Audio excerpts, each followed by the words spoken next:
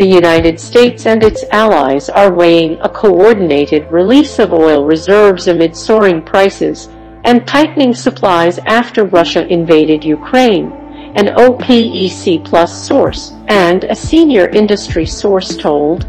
Oil prices have hit their highest since 2014 following the invasion and after Western allies have imposed sanctions on Russia, blocking some Russian banks from a global payments system, which is already disrupting oil exports. Some buyers are already shunning Russian barrels, now trading at a heavy discount to world benchmarks. Russia, one of the world's top oil producers, exports around 4-5 million barrels per day BPD of crude and another 2-3 million BPD of refined products. China, the European Union, South Korea, India, and Japan are its main buyers.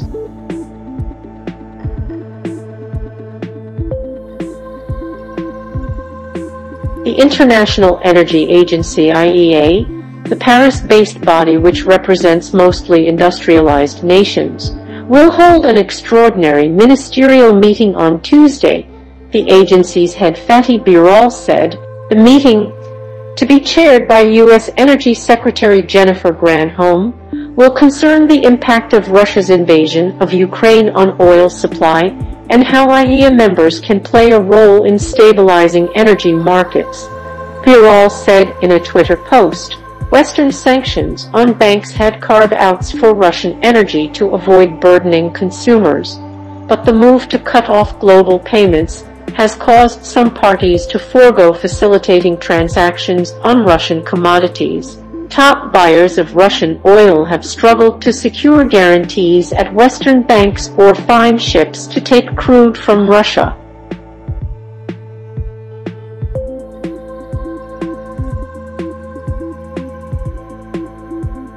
BP has cancelled fuel oil loadings from Russia's Taman port, sources said, as the energy company, the biggest foreign investor in Russia, abandons its stake in Russian oil giant Rosneft. Meanwhile, Britain ordered its ports on Monday to block any vessels that are Russian-flagged or connected to Russia. U.S. President Joe Biden, eager to dampen high oil prices ahead of congressional elections in autumn, has said he wants to limit the pain Americans are feeling at the gas pump. But he has warned sanctions could cause prices could rise. White House spokesperson Jen Psaki said sanctions on Russia's energy exports were not off the table, but could also have extreme consequences for the world energy markets, particularly ours and Europe's.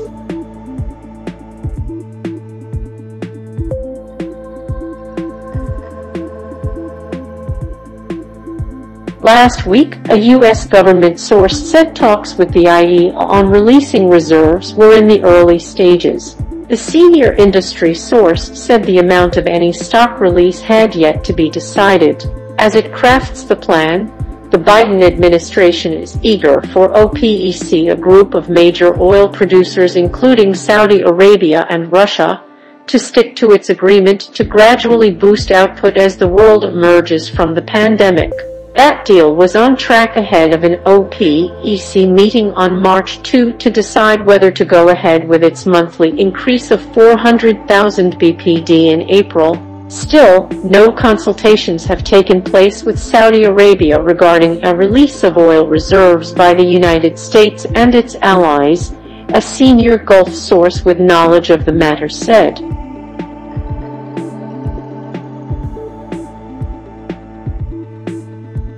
A reserve release would likely lower prices for a time, but it is unclear for how long. Last November, Washington announced a release of 50 million barrels from the U.S. Strategic Petroleum Reserve, a move made in concert with oil-consuming nations including China, India, and Japan. So far, only the United States has released large volumes, with its SPR levels falling to just over 580 million barrels, the lowest since 2002.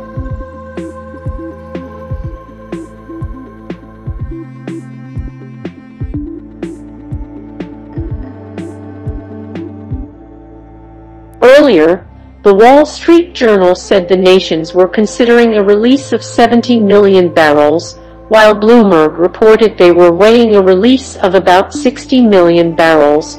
According to officials cited by the WSJ, members of the IEA could agree as early as Monday or Tuesday to tap strategic oil reserves. The IEA declined to comment aside from Birol's comment on Twitter.